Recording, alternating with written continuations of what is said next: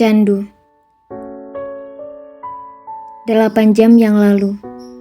Tit, pintu apartemen terbuka. Apa yang kau lakukan di sana? Sandra menatap kesal ke arah Audrey. Nonton TV, jawab Audrey singkat. Audrey, kemana pakaianmu? Kenapa kau berkeliaran tanpa menggunakan pakaian? Sandra segera bergegas ke kamar Audrey untuk mengambilkan pakaian untuk Audrey. Oh Tuhan, pekik Sandra. Lalu kembali ke ruang TV menemui Audrey. Audrey, apa yang terjadi? Sandra menarik tangan Audrey untuk mengikutinya menuju ke tempat di mana Rasha pingsan.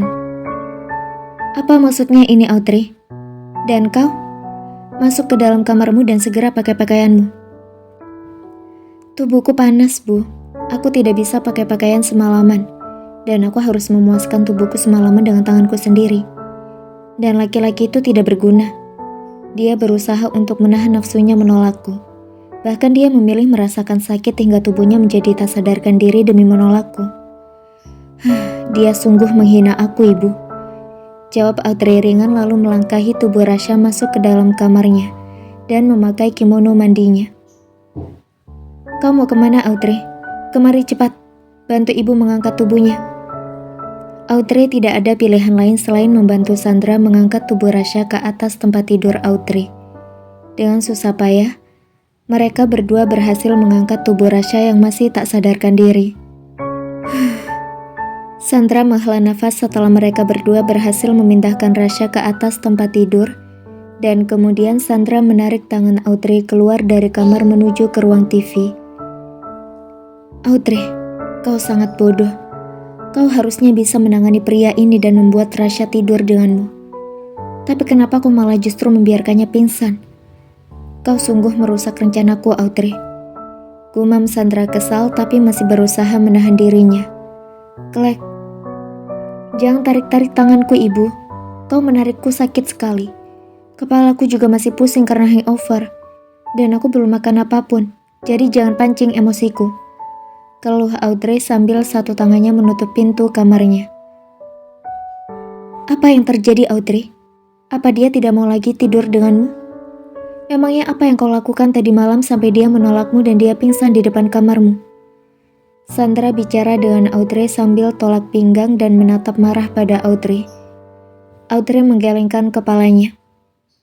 Kenapa sih Ibu memaksaku untuk menikah dengannya? Dari awal aku bertemu dengannya, aku memang tidak mencintainya. Dan Ibu memaksaku untuk terus berdekatan dengannya. Memaksaku untuk mencintainya. Aku sudah mencoba untuk mencintainya, tapi hatiku tidak bisa mencintainya. Dan asal Ibu tahu, dia sudah menolak aku mentah-mentah. Audrey berteriak meluapkan semua emosi dalam dirinya. Saat ini, Audrey juga masih setengah mabuk sehingga apa yang dia katakan tidak lagi disaring dalam pikirannya. Keluar begitu saja bagaikan air mengalir. Karena itu Ibu ingin kau membalas dendam atas penolakannya padamu. Sandra pun tidak mau kalah. Maksud Ibu? Audrey mulai melembutkan suaranya setelah tadi Audrey sangat marah karena selama 2 tahun ini selalu dipaksa untuk menjadi kekasih Rasha oleh Sandra. Kau bilang dia sudah bahagia dengan istrinya kan? Kau tahu, dia sudah mencoreng nama keluarga kita. Dan satu hal yang paling penting, dia sudah menolakmu. Audrey, kau sangat cantik dan kau lebih cantik daripada wanita itu. Apa kau tidak punya harga diri? Wanita itu sudah menghinamu, dan Rasha sudah meninggalkanmu untuk wanita itu. Apa kau tidak merasa terhina? Sandra mulai membangkitkan emosi dalam diri Audrey supaya mau bekerja sama dengannya untuk menjalankan rencananya. Aku tidak mengerti, Ibu. Audrey bicara sambil memukul-mukul kepalanya karena rasa pusing, akibat hangover dan obat-obatan yang sangat mengganggu di kepalanya. Rusak hubungan mereka, Audrey. Sandra memegang tangan Audrey yang sudah ingin meninggalkan dirinya dan langsung ke inti pembicaraan. Maksud Ibu, kalau kau tidak bisa bahagia, jangan biarkan mereka bahagia di atas penderitaan dirimu. Kau sudah dengarkan ceritanya Tante Vivi bagaimana nasibnya? Karena gagal mengamankan pernikahannya dari wanita seperti yang menikahi Rasha.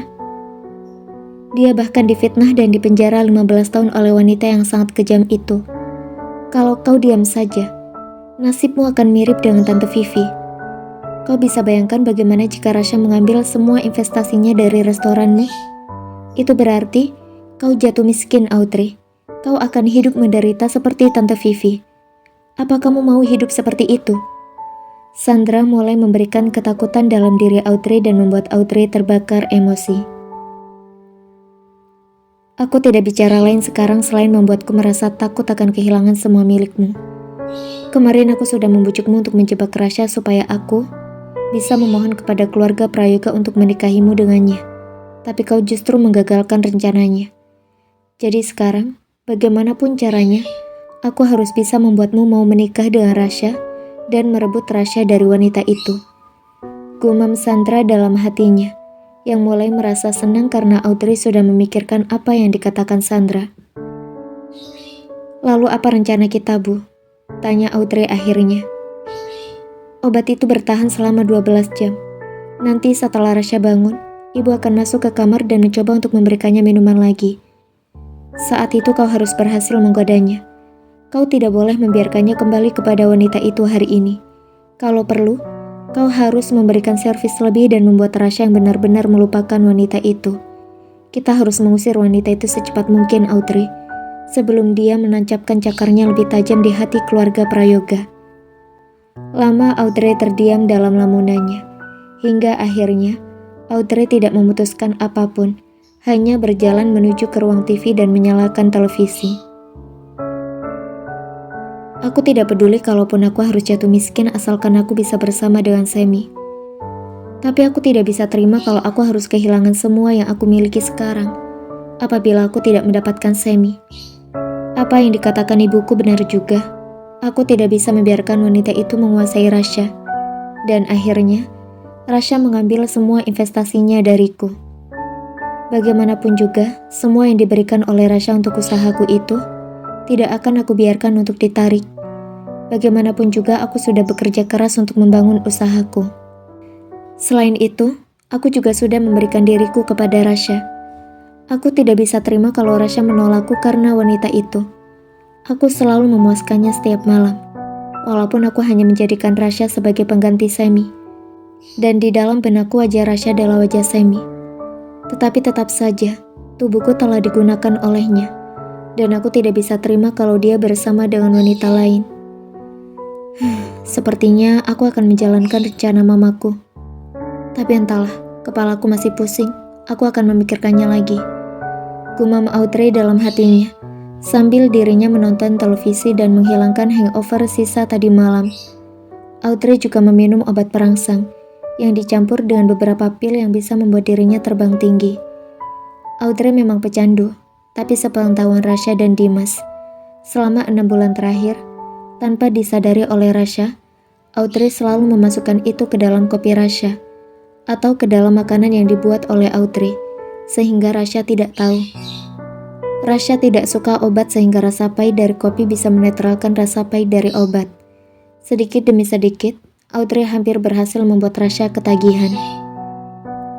Audrey, di mana pilmu? Tanya Sandra yang sedang menyiapkan makanan dan minuman untuk Rasha yang masih belum sadarkan diri. Aku taruh di kamar mandi, di dekat wastafel. Jawab Audrey singkat.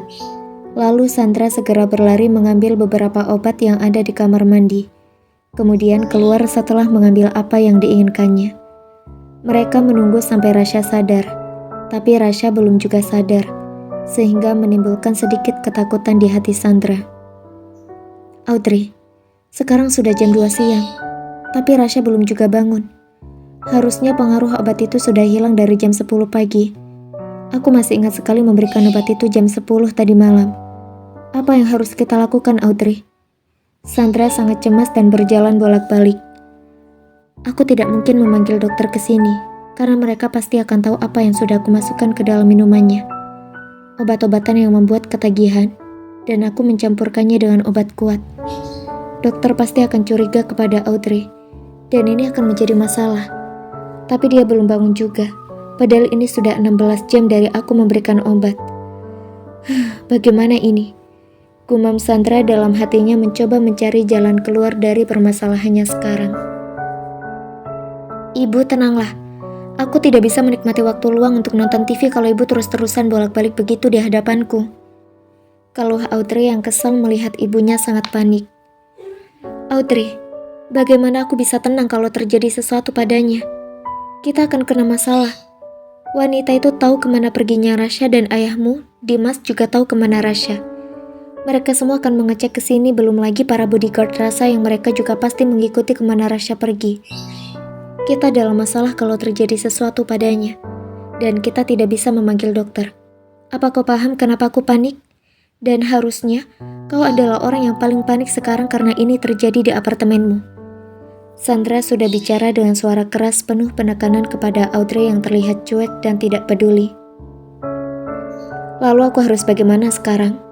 Aku juga tidak mengerti medis, dan aku tidak tahu harus melakukan apa padanya. Celetuk Audrey. Coba kau dekati dan bangunkan dia. Kenapa harus aku, Ibu? Jawab Audrey malas. Karena tidak mungkin kalau aku yang menemuinya. Dia akan curiga kalau bangun dan melihatku. Cepat lihat kondisinya. Kita harus melakukan sesuatu sekarang. Akhirnya dengan berat hati, Audrey berdiri lalu pergi ke kamarnya untuk melihat Rasya. Klek. Salahmu sendiri. Kau menahan keinginanmu ketika tubuhmu sudah terangsang. Harusnya tadi malam kau tumpahkan saja padaku. Kau tidak akan pingsan. Aku juga heran, kenapa ibu harus menyuruhku berpura-pura ingin bunuh diri. Tapi mendengar semua penjelasan ibu, sepertinya masuk akal. Kenapa ibu ingin aku menjebakmu? Dengan begitu, restoranku dalam kondisi aman. Gumam Audrey sambil menatap Rasya. Sebetulnya Audrey tidak ada niat sama sekali untuk menjebak Rasya tadi malam. Hatinya sudah sangat kesal dengan sikap Rasya yang ingin dia menjadi istri kedua. Tapi tidak ada pilihan lain ketika ibunya terus-terusan menakuti Audrey bahwa Rasya akan mengambil restorannya. Dari tadi malam, Sandra memang selalu membahas itu kepada Audrey untuk meyakinkan Audrey mau melakukan apa yang diperintahkan olehnya. Ditambah, Sandra juga memang sudah membuat Audrey mabuk lebih dulu. Siapa yang menghubungi Rasya?